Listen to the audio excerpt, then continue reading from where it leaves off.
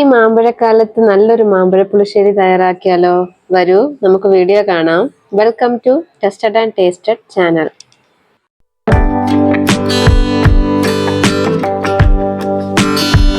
ആദ്യം നമുക്ക് മാങ്ങ വേവിച്ചെടുക്കേണ്ടതുണ്ട്. അതിനായിട്ട് കുറച്ച് വെള്ളം ഞാനിവിടെ കടായിൽ ചൂടാക്കാൻ വെക്കുകയാണ്.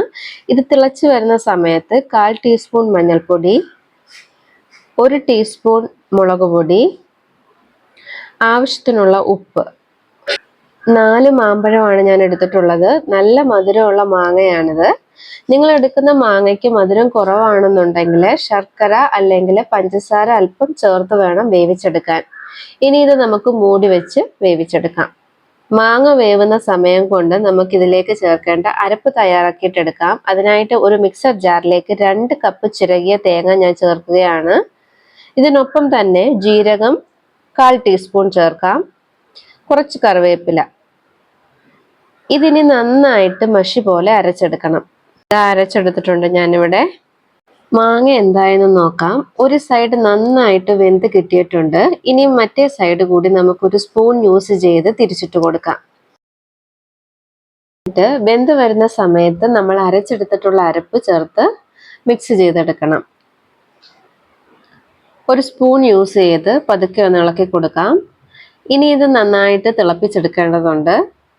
ഉപ്പ് ആവശ്യമാണെന്നുണ്ടെങ്കിൽ ഈ സമയം ചേർത്ത് കൊടുക്കാം. ഇനി ഫ്ലെയിം ഓഫ് ചെയ്ത ശേഷം ഇതിലേക്ക് തൈര് ചേർക്കണം. അതിനായിട്ട് ഞാൻ 1/4 കപ്പ് തൈരാണ് എടുത്തിട്ടുള്ളത്. ഉടച്ചെടുത്ത ശേഷം ഇതിലേക്ക് ഒഴിച്ചു കൊടുക്കാം. ഒരു സ്പൂൺ ഉപയോഗിച്ച് നന്നായിട്ടൊന്ന് ഇളക്കി യോജിപ്പിച്ചെടുക്കാം. ഇനി ഇതിലേക്ക് താളിച്ച് ചേർക്കണം. അതിനായിട്ട് ഒരു അയൺ പാൻ വെച്ച ശേഷം അതിലേക്ക് അല്പം വെളിച്ചെണ്ണ ഒഴിക്കാം. 1/4 ടീസ്പൂൺ കടുക്, 1/4 ടീസ്പൂൺ ഉലുവ, 2-3 വറ്റൽ മുളക് പൊട്ടിച്ചെടുത്തത്, കുറച്ച് കറിവേപ്പില. ഇവയെല്ലാം നന്നായിട്ടൊന്ന് മൂപ്പിച്ച ശേഷം ഇതിലേക്ക് ഒഴിക്കാം.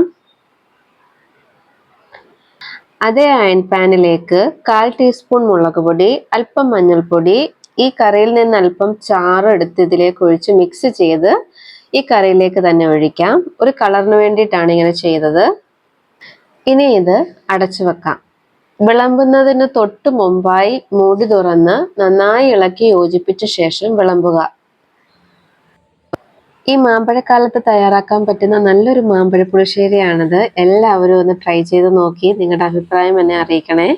വീഡിയോ ഇഷ്ടപ്പെട്ടു എന്ന് വിശ്വസിക്കുന്നു. ഇഷ്ടപ്പെട്ടാൽ ചാനൽ സബ്സ്ക്രൈബ് ചെയ്തും വീഡിയോ ലൈക്ക് ചെയ്തും ഷെയർ ചെയ്തും സപ്പോർട്ട് ചെയ്യണം. വീണ്ടും നല്ലൊരു വീഡിയോയുമായി എത്താം. അതുവരെ ബൈ ബൈ.